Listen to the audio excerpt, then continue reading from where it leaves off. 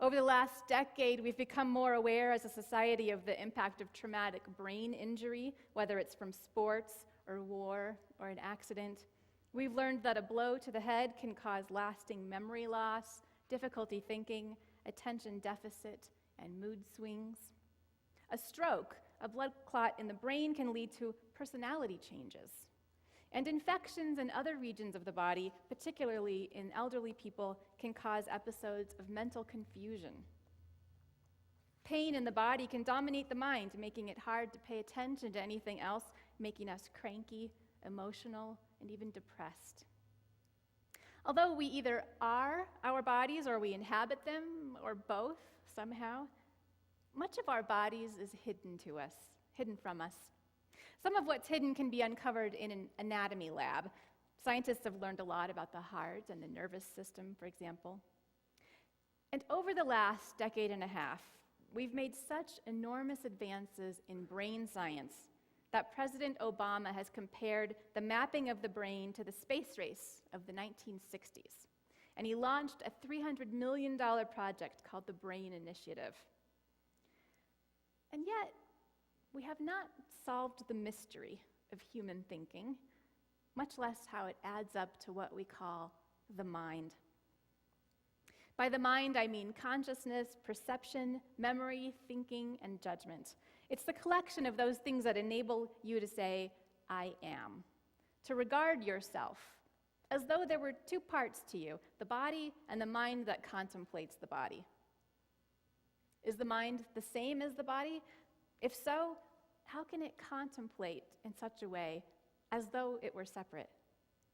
And they really can feel separate. You might not think about it most of the time, especially when things are going pretty well for you, but when your body runs into problems like a severe injury or illness, suddenly it can start to feel like a prison for the mind.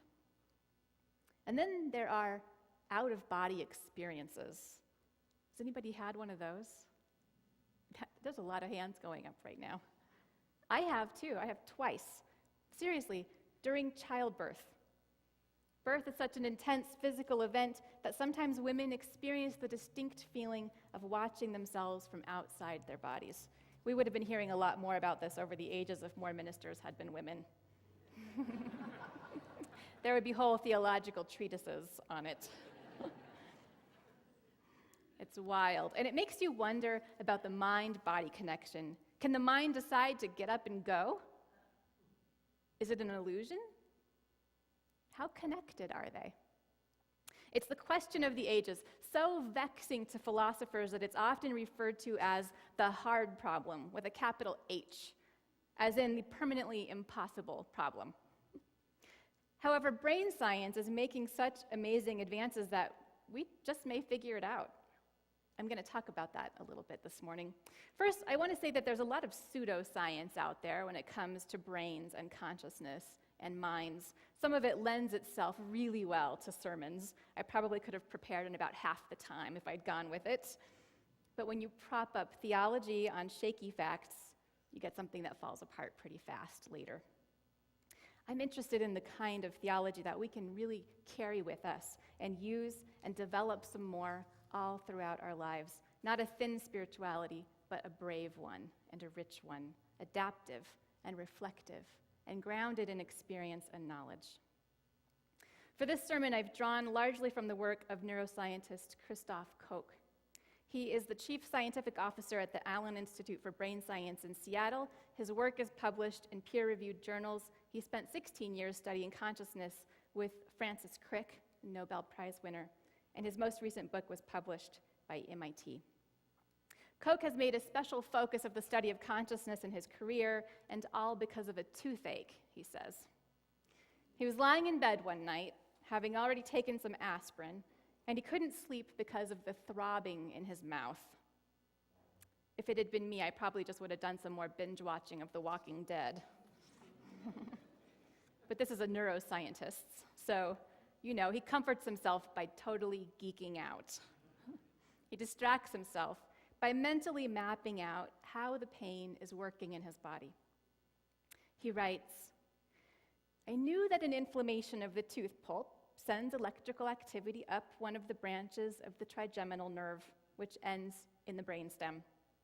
After passing through further relays, nerve cells in part of the neocortical gray matter just beneath the skull become active and discharge their electrical impulses. Such bioelectrical activity goes hand in hand with the consciousness of pain, including its awful feeling. But wait, he writes, something profoundly inexplicable just happened. How can activity in the brain trigger feelings? How can anything physical give rise to something non-physical, to subjective states? The contrast fascinates him. There's the brain, this mass of gray matter subject to the laws of physics, one of the most complex things ever studied. And then there is, as Koch puts it, the world of awareness, of the sights and sounds of life, of fear and anger, of lust, love, and ennui. Brain tissue from humans and animals is practically indistinguishable under a microscope, yet humans have a distinctly different level of consciousness. We speak and think and write in language. We create skyscrapers and the internet and cronuts. While philosophy has hit a wall with explaining consciousness, neuroscientists have made some incredible discoveries. Neuroscientists found that neurons, sophisticated cells that act like little processors, receive and broadcast data to other nerve cells. They do this by sending electrical or chemical transmissions through dendrites, and more specifically, through the structures called synapses that are all over the dendrites. You guys with me? It's okay. If you don't know all these terms, you'll still get the gist of it.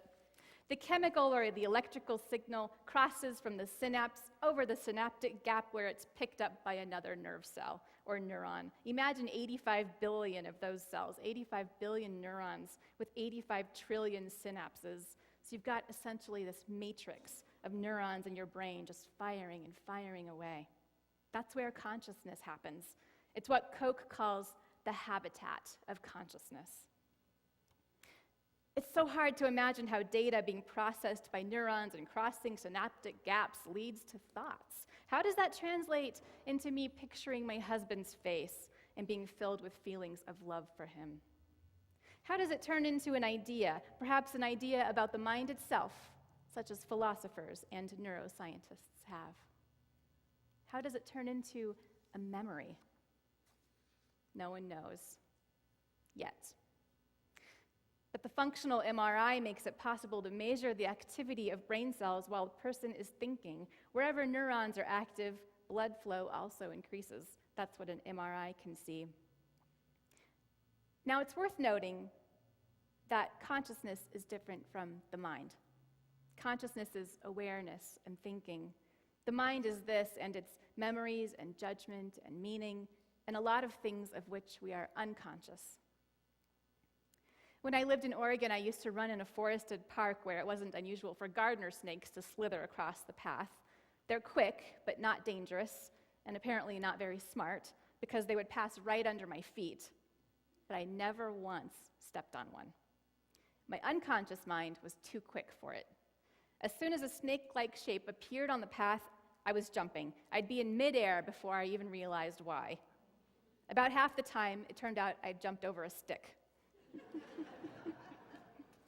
But the warning mechanism in my brain caused me to act first, sort it out later, especially with snake shapes. Of course, if I'd been looking for snakes, if I'd been paying attention, I would have been more aware of them. But the unconscious mind can also process information that we have no idea we're seeing. Koch gives the example of people with face blindness. People with face blindness think that all faces look pretty much the same, and they're unable to recognize even people they love. They don't recognize differences between faces any more than you or I could recognize individual aspen leaves shimmering in 4th of July Canyon. But they may still have an autonomic or automatic brain response to the faces of people they do know. They'll still insist that they don't know who they're looking at, and it seems to be true that they don't know consciously, but images of their brain show an unconscious response that is different from the conscious one. The unconscious mind is active in many areas of our lives. I think some unconscious assumptions were being challenged this week when I traveled back up to the Roundhouse to meet with legislators again, this time with a group from Albuquerque Interfaith.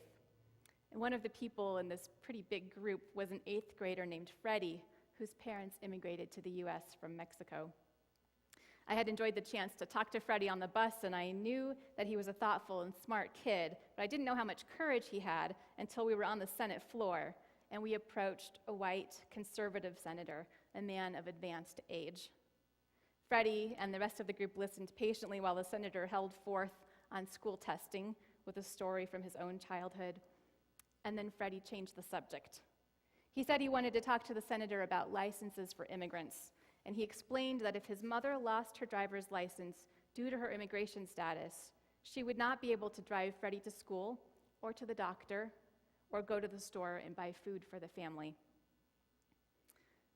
The senator looked down and rubbed the top of his head as he pondered this, and I got the distinct impression his mind was changing a little bit. Brain science is making such huge strides, many scientists do think we will eventually solve the mystery of how a physical structure can give rise to the mind, to subjective feelings and experiences. Now here's the thing that gives people the most pause, that scares them. What if it really does all boil down to mechanics? What if the minds we experience as separate really are just the product of a neural network, and we figure it out and we map it and we document its mathematical formulas? If that's the case, who are we? It goes back to another age-old question, another vexing question, the question of free will. Are we really in charge? Or are we behaving according to our wiring? Who's driving this bus? Is our sense of self, memories, judgment, and perception an illusion? That's what some people have suggested. That if the mind is not magical, but it obeys the laws of physics, then it's an illusion. Usually we think of magical things as illusions, but in this case, it's the reverse. We've ascribed such magical properties to what we thought of as our minds, and we have worshipped that idea so much that to find out they obey the same laws of physics as everything else around us, it seems, would be to discover that they're not even real. But I think that that's a case of just getting lost in the weeds. Saying that the mind is an illusion because it's made up of neurons, dendrites, neurotransmitters, energy, and other components is like saying cookies are an illusion because they're made of flour, sugar, butter, and eggs. So what? Pass the cookies, right? Or it's like saying that the letter that was sent to Iran last week was an illusion because it was merely the manifestation of the thoughts of 47 pugnacious senators, but that happened. That happened. This is the kind of science that scares some ministers and theologians, and frankly, some scientists, too. There's nothing more disheartening than the thought that we might be reduced to mere parts, behaving precisely as a mathematical formula would predict. If only we could come up with a formula sophisticated enough to do it.